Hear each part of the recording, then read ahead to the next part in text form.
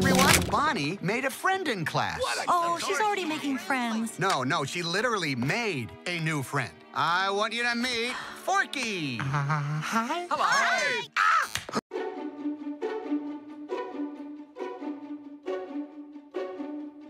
Yeah, that was massive, yeah. When they're about to go off and meet their end, and they reach out for each other so they can, they reach out for the people. And the third, look, we didn't record anything for that. So the actors didn't know that that was coming, that was in the movie. And when it did, I'm going to say we all burst into tears. If we saw it all in a movie theater, and I think we all looked at each other like just like the toys of Subway. Oh, Buzz, oh, the Potato Head. Can you believe it? We're doing this. It was really something. It was something else. Well, we've been talking about today, and I think what it is about an acceptance of change. To be alive is to be constantly being changed. And I think in the cozy confines of most movies, change is always the catalyst for great upheaval. Somehow it's just like a disaster. It's the catalyst for whatever, bad news that could come along with it. And in every one of the Toy Story movies, change has been the thing that all the toys had to deal with. And now, 4, it's kind of like the last, as big a change as you can get, which is some version of like separation. We are going off on our different paths. And that, in the Toy Story realm, is big, and it's an obstacle, but it's not bad. It's actually is the way things actually have to go for everybody concerned.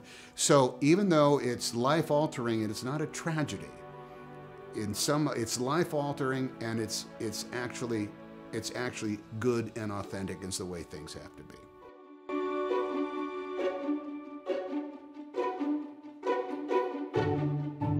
Yeah. Look, only because I get bored. It's a personality defect I have. I've always been very, very comfortable with that kind of upheaval of getting up and moving off to somewhere else, because I don't think change, as long as you, not unlike in the Toy Story movies, as long as you are sure of the people that you love, and you are proactive about maintaining that contact and staying in each other's lives. I think you can handle anything.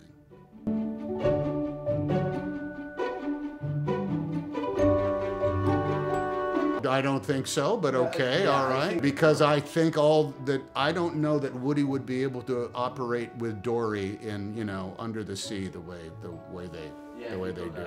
Although they do show up in each other's outtakes sometimes, like at the end of the movie. Sometimes that's pretty dang funny when that happens. But I think that's just to keep the animators and the folks at Pixar, entertained. Yeah. It's kind of like, in the old days, all MGM movies take place in the same universe, or all Fellini movies are all part of the same Fellini universe. I think it's only because they have this patina they have a sensibility about them, and they have an import that comes from, I think, all the true investment that the Pixar artists, not just the Imagineers, but that put into each one of the movies.